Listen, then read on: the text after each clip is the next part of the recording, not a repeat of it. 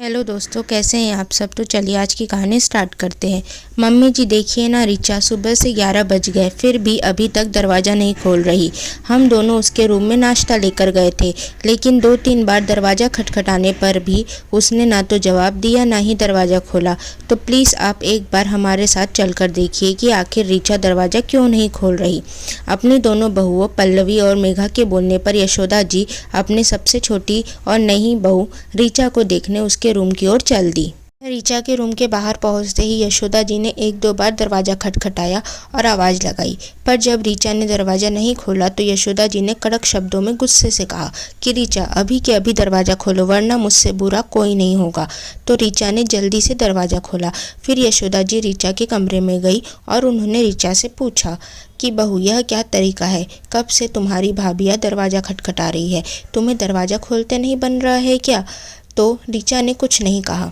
यशोदा जी ने फिर एक बार कहा कि बहू, इस तरह चुप रहने से कुछ नहीं होगा और ऐसे दरवाज़ा बंद करना, दरवाज़ा खटखटाने पर दरवाज़ा ना खोलना हमारे घर में नहीं चलता। तो रिचा ने थोड़ा उटपटांग शब्दों में यशोदा जी से कहा कि क्या क्या नहीं चलता मम्मी जी आपके यहाँ, यह भी तो बताइए। तो यशोदा जी ने कुछ ना बोलकर सिर्फ इतना ही कहा कि बताओ तुमने अभी दरवाज़ा क्यों बंद किया? तो रिचा ने कहा, मम्मी जी आप मेरे रूम में आकर या कोई भी मेरे रूम में आकर करेगा भी क्या? मेरा रूम तो एकदम गरीबों वाला है। इसमें ना तो ढंग का इंटीरियर है, ना ढंग की एसी, ना ही ढंग का फर्नीचर। दोनों भाभीियों और आपका रूम देखिए कितना अच्छा है। तो यशोदा जी ने कहा, यह तो तुम्हारे और तुम्हारे पति का मैटर है, इसमें मेरा या मेरी दोनों बहुओं का कोई रोल नहीं है।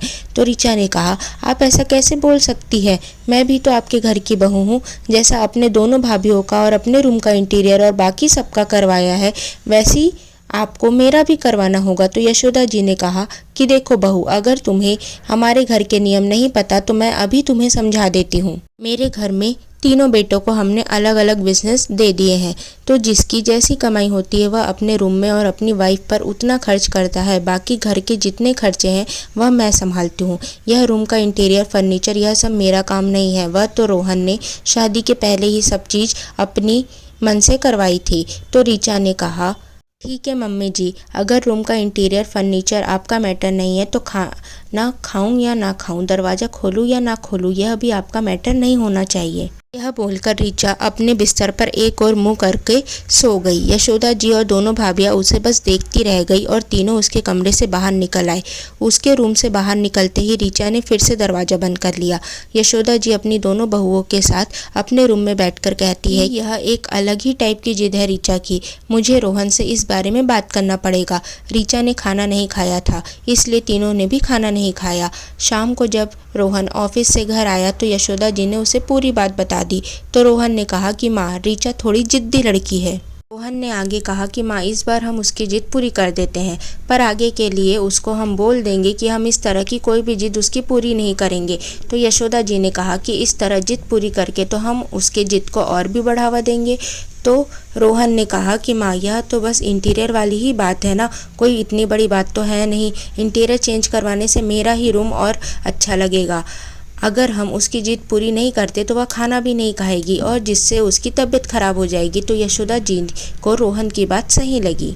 यशोदा जी ने रिचा के रूम में जाकर रिचा से कहा कि रिचा खाना खा लो, मैंने इंटीरियर और फर्नीचर वाले से बात कर ली है, कल से ही तुम्हारे रूम का काम स्टार्ट हो जाएगा। तो यशोदा जी की बात सुनकर रिचा खुश हो गई और वह झट से बाहर हॉल में खाना खाने चली गई। कुछ दिनों तक तो सब कुछ ठीक था, पर कुछ दिनों से यशोदा जी ने गौर किया कि रिचा यशोदा जी और दोनों भाभीियों से कटी कटी रहती है, बस काम से ही बात करती है और थोड़ी थोड़ी बातों पर लड़ने पर उतारू रहती है। यशोदा जी को रिचा का यह व्यवहार बिल्कुल पसंद नहीं था, पर उन्हें लगा कि धीरे धीरे रिचा इस घर के रंग में रंग जाएगी और एक मिलनसार लड़की हो जाएगी।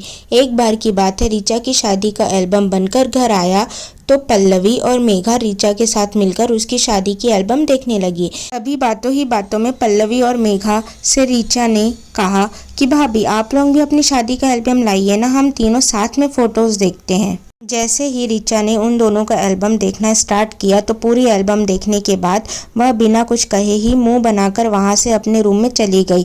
तो पल्लवी और मेघा को यह अटपटा लगा, पर उन्होंने कुछ नहीं कहा। दोपहर में जब जानकी ऋचा को उसके रूम में खाने का कहने गई तो ऋचा ने साफ मना कर दिया कि अब उसे न तो खाना खाना है और ना ही पानी पीना है। जानकी ने यह बात जब यशोदा जी को बताई तो यशोदा जी ने कहा कि अब क्या बात हो गई कि उसे ना तो खाना खाना है और ना ही पानी पीना है।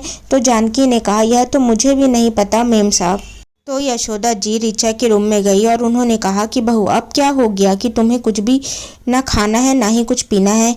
ऋचा ने पहले तो कुछ नहीं बोला, फिर थोड़ी देर सोचने के बाद कहा कि मम्मी जी आप हम तीनों बहुओं में भेदभाव करती है, यह मुझे पता नहीं था जो आज पता चल गया। तो यशोदा जी ने कहा कि मैं क्या भेदभाव करती हूँ बहू, यहाँ जो भी आता है वह सब तुम तीनों का होता है। तो ऋचा ने इस बात पर कहा कि मम्मी जी तो फिर आपने हम तीनों बहुओं को एक जैसे जेवर क्यों नहीं चढ़ाया शादी में? दोनों भाभीियों के तो जेवर बहुत भारी है और मेरे इतने हल्के। ऋचा की बात सुनकर यशोदा जी उसे बिना कुछ बोले उसके कमरे से बाहर निकल गई। फिर उन्होंने ऋचा के पापा को कॉल लगाया और कहा कि समधी जी आपकी बेटी यह कैसी बातें कर रही है, मैंने उसे हल्के जेवर चढ़ाए हैं और बाकी की बहुओं को भारी जेवर। तो उधर से विक्रम जी ने कहा कि माफ करना बहन जी, पर मेरी बेटी जो कह रही है वह सच कह रही है, आपने उसे इतने हल्के जेवर क्यों चढ़ाया है? तो इस बात पर यशोदा जी कुछ ना बोली और उन्होंने कहा कि आप कल हमारे घर आइए, हम साथ में मिलकर बात करते हैं। और उन्होंने फोन कट कर दिया। विक्रम जी की बातों से यशोदा जी को यह तो पता चल गया था कि दोनों बाप बेटी मिले हुए हैं।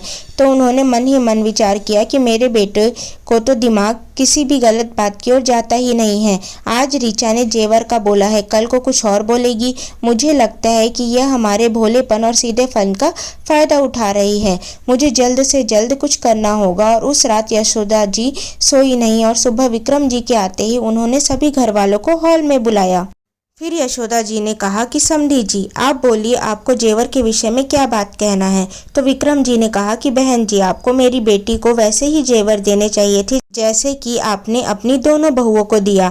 तो यशोदा जी ने पल्लवी और मेघा को कहा कि जाओ और अपनी शादी के एल्बम्स लेकर आओ, मुझे भी तो देखना है कि मैंने तुम्हें ऐसे कौन से भारी जेवर दिए हैं जो मैंने ऋचा को नहीं दिए। तो दोनों बहुएं तुरंत रूम से जाकर एल्बम लेकर आई और फिर यशोदा जी ने ऋचा से कहा कि बताओ ऋचा, कौन से फोटोज में तुम्हें भारी जेवर दिखे? तो ऋचा ने यशोदा जी को दिखाया कि मम्मी जी इन फोटोज में भाभीियों के जेवर बहुत भारी दिख रहे हैं।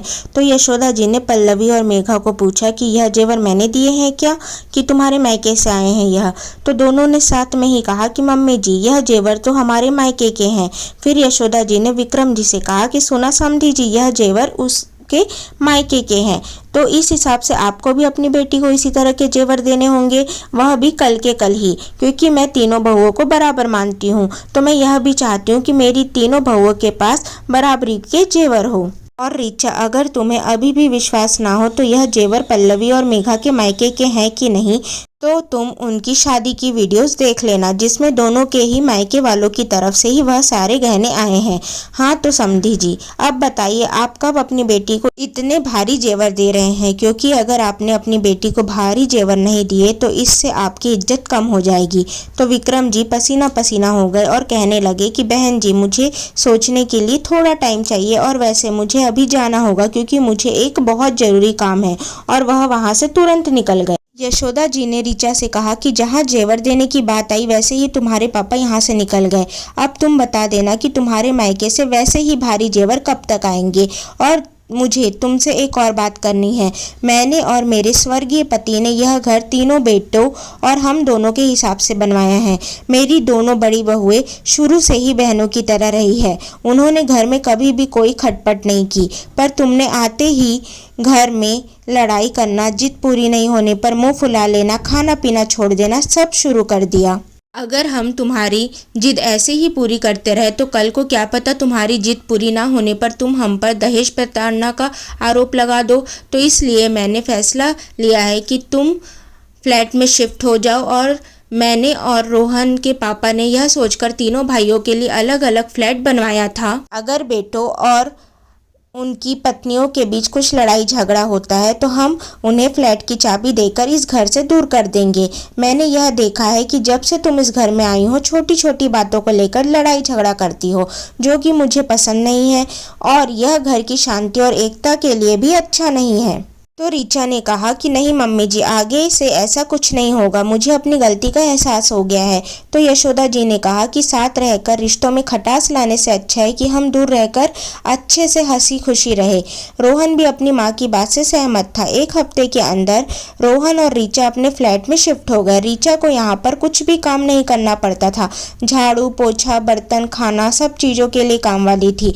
बाहर से कुछ चीज़ें नहीं लानी होती थी, वह यशोदा जी लेकर आती थी। ऋचा या अन्य बहुओं को किसी भी तरह की कोई जिम्मेदारी नहीं थी। उन पर सिर्फ यह जिम्मेदारी थी कि उन्हें हंसी खुशी साथ में मिलकर रहना है, पर वह जिम्मेदारी भी ऋचा सही से नहीं निभा पाई। अब जब वह फ्लैट में शिफ्ट हो गई तो बस झाड़ू पोछा बर्तन के लिए काम वाली थी। बाकी के हर काम चाहे वह घर का हो या बाहर का, उसे ही करना पड़ता। ऋचा को अब उसकी गलती की सजा मिल रही थी। सो दोस्तों, अगर आपको यह कहानी पसंद आए तो प्लीज़ इस कहानी को लाइक करें, शेयर करें एंड चैनल को सब्सक्राइब करें। Thank you for watching.